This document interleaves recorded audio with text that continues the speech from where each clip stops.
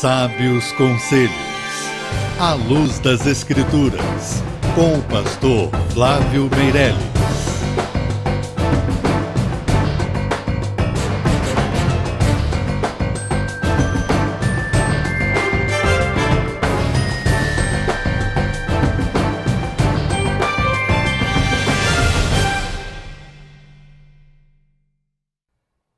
Olá, amigos! Estamos aqui na Assembleia de Deus de Marechal Hermes, no Rio de Janeiro.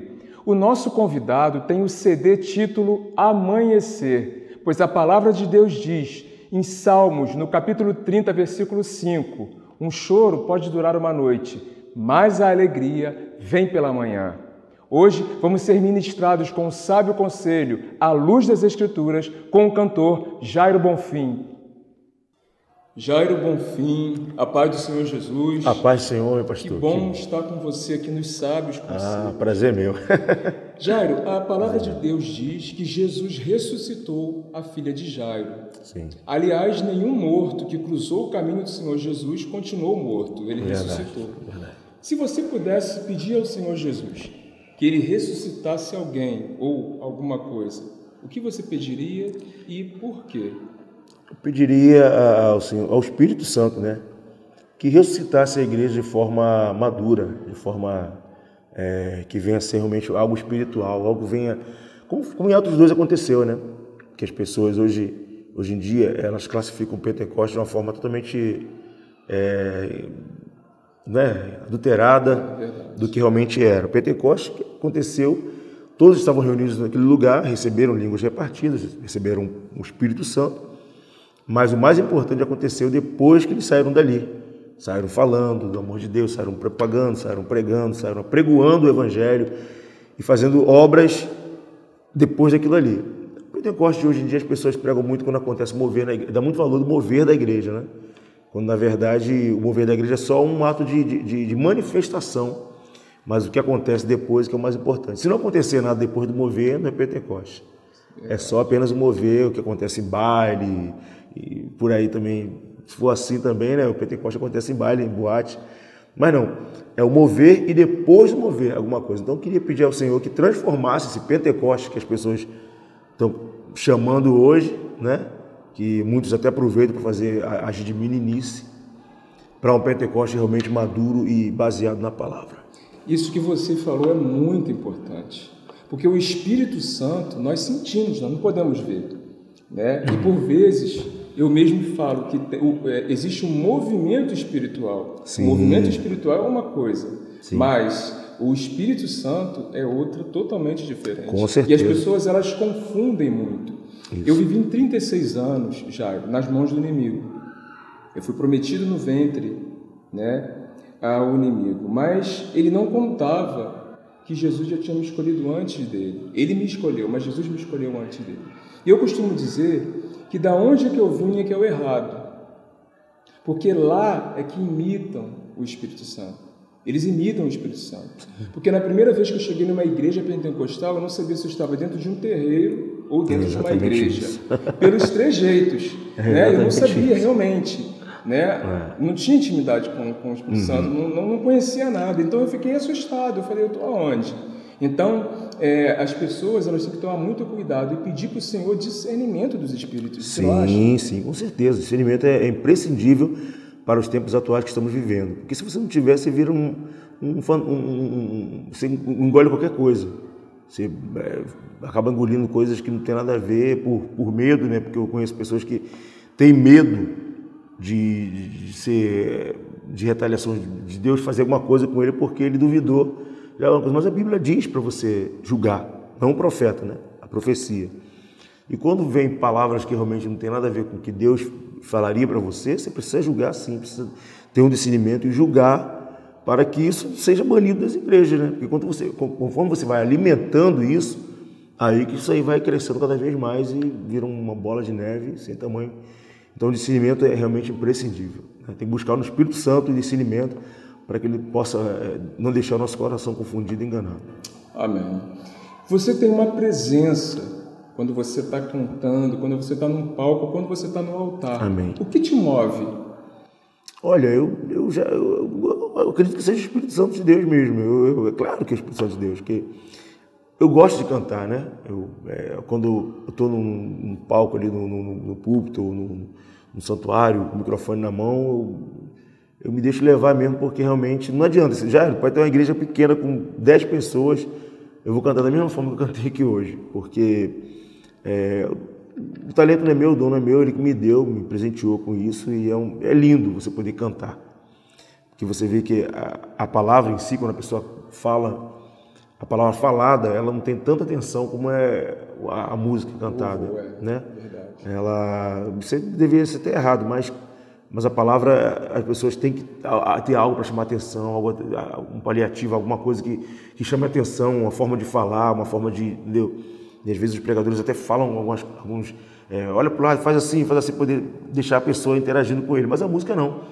A música a gente canta, o povo canta junto com a gente interage, então isso aí realmente é algo tremendo, que eu só todo dia agradeço a Deus por ter esse dom de adorar o Senhor. Então quando eu estou ali, eu me entrego mesmo e acredito que o Espírito Santo de Deus faz a obra e pessoas são libertas, salvas, acontecem coisas tremendas que eu não sou merecedor jamais, quem sou eu para isso?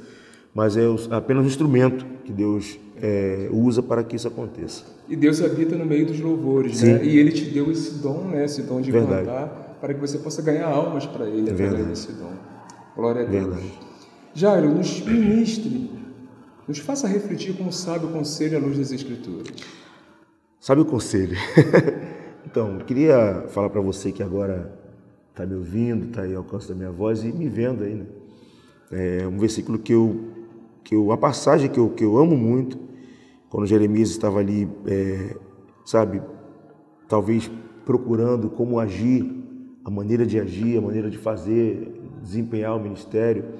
Jeremias foi chamado muito novo, precocemente Jeremias foi chamado, e Deus naquele momento falou: Jeremias 33:3, clama a mim, responder-te-ei, anunciar-te-ei coisas grandes e firmes que não sabes.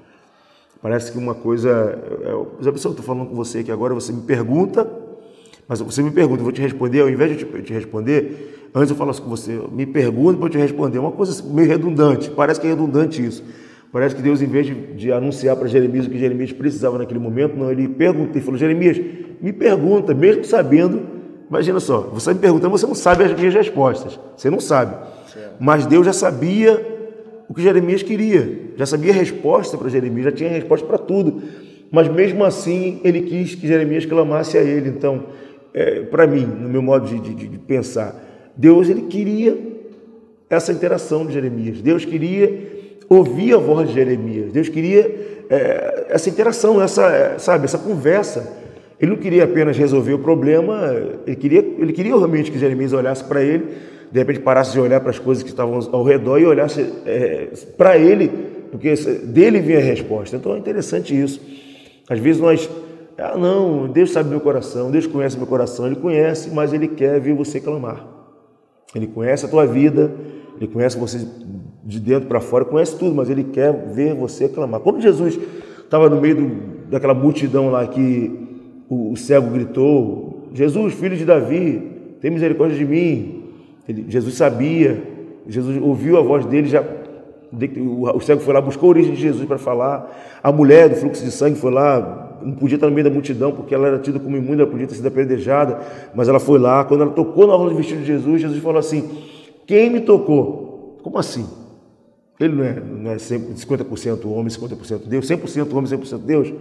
100%, olha gente, eu falei 50%, né? 100% homem e 100% Deus, é o que ele é. Mas ele sabia, ele poderia naquele momento falar, eu sei a identidade da mulher ali naquele momento, mas ele falou assim: quem me tocou? Ele começou a querer chamar a atenção de pessoas que estavam ali perto dele, rodeado dele, poderiam fazer alguma coisa também, mas não fizeram nada, apenas tentaram atrapalhar as pessoas a chegar perto dele. Ele falou: quem me tocou? Porque de mim saiu virtude, ou seja, eita, se saiu virtude eu também quero. Ele estava chamando a atenção da multidão para que tocasse nele, fizesse alguma coisa também para chamar a atenção dele, como aquela mulher chamou. Então, Deus, Ele quer a interação do homem. Ele criou o homem, Ele criou para isso. Ele criou o homem segundo a imagem e semelhança dele, para interagir, para poder conversar. Então, Se você não clamou ao Senhor, se você não contou para Ele os teus anseios, aquilo que passa no teu coração, Ele conhece, Ele sabe, Ele sonda, mas Ele quer ouvir a tua voz, o teu clamor. Ele ama ouvir a tua voz. Sabe para quem que Ele se levanta do trono e se inclina para ouvir a oração? Para você. É isso, meu parceiro. Glória a Deus. O que te vem à mente quando eu falo a palavra, o nome, Jesus? Tudo. Jesus é a nossa intercessão, o canal que nos leva a Deus. Igreja. Igreja é o local onde você comunga com seus irmãos, né? Você encontra um local. É como se fosse assim. Negócio de malhar em casa não existe. Você tem um aparelho em casa para malhar, você tem que ir para a academia malhar. Então você vai para a igreja para comungar com os irmãos, para ter mais interesse de adorar a Deus. Porque em casa você passa percebido, faz uma oração na hora da comida, uma oração na hora de dormir e pronto. Se você não for para a igreja, você não tem a comunhão de estar exercitando essa coisa com os irmãos, comunhão com Deus, enfim. Amém. Começo ou fim? E por quê? Começo ou fim? Eu vou no fim, né? Porque começar, todo mundo começa. Agora, terminar, como Paulo diz, né? Terminei a carreira, né? Guardei a fé, isso aí é para poucos. Né? Tinha um senhor que falou comigo uma vez, eu contei uma canção, Voltar ao Primeiro Amor. Ele falou: por que vocês cansam de voltar? Eu nunca precisei voltar para lugar nenhum, sempre fui firme na presença do Senhor. Eu falei: então o Senhor é privilegiado, porque permanecer firme é para poucos. Né? Porque tem gente que também está andando no meio-fio achando que é a estrada. Né? Forte isso. O caminho está no meio, meio-fio é meio-fio. Então, tem gente que está no meio-fio e está achando que está no caminho. Volte para o caminho, porque o caminho certo te leva ao fim, que é o mais importante de tudo. Não adianta você começar e não chegar ao fim. Glória a Deus. Eu quero te presentear agora com um livro que é o meu testemunho. Se chama Entidades, o que fizeram comigo. Olha. Aqui eu coloco a história de uma pessoa que depositou a fé erradamente. Então eu creio que esse livro tem fotos, né, para comprovar, porque senão as pessoas também não acreditam. E eu creio que vai poder abrir, né, o entendimento, também sobre os espíritos, e que vai ser arma na sua mão contra o inimigo também. Amém, eu creio. Obrigado. Aí, gente. Muito obrigado. Também tenho aqui um presente personalizado. Da Proença, tábuas personalizadas. Quando você fizer um churrasco, agora você vai lembrar. Olha, uma tábua. O meu nome, meu Deus do céu. Colocou aqui um violão, né? Para que você ainda possa trabalhar muito essas canções, esses louvores, né? E lembre com carinho aqui dos sábios conselhos da Proença, tábuas. Poxa, obrigado. Obrigado mesmo. Lindo. Glória a Deus.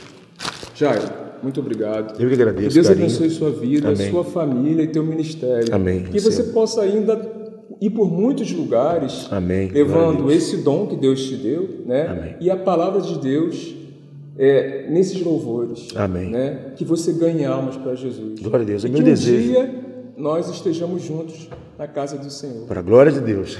Glória a Deus. Obrigado, pastor. Eu fechei as portas para te aproximar de mim. Eu permiti dores, mas não foi para ver seu fim. Estava com saudade de ouvir tua oração.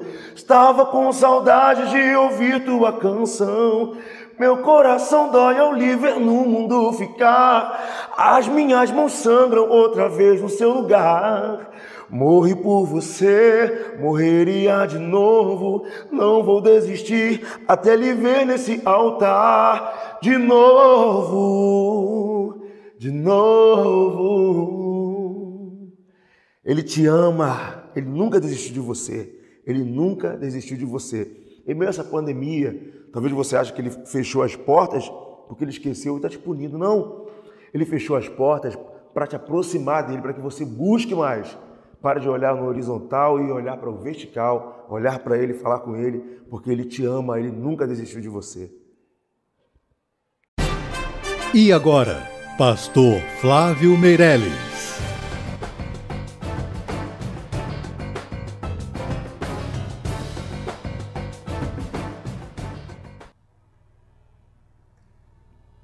Estamos aqui com uma pergunta do Gustavo, de Nova Iguaçu, no Rio de Janeiro. Pastor Flávio Meirelles, eu não participo da ceia há mais de 1 ano, pois não me acho digno. Pequei. Me aconselhe. Gustavo, não existe nenhum pecado que lhe impeça de tomar a ceia. O Senhor Jesus disse em João, no capítulo 6, aquele que não come da minha carne e não bebe do meu sangue, não tem parte comigo. E a palavra de Deus diz, em 1 Coríntios, no capítulo 11, examine-se o homem a si mesmo, coma do pão e beba do cálice. Você se examina, ninguém pode te julgar. Se achando em pecado, peça perdão e tome a ceia. Um coração quebrantado alcança o perdão do Pai. O Senhor Jesus disse, fazei isso em memória de mim até que eu volte. Portanto, tome a ceia, se fortaleça. Deus abençoe a sua vida.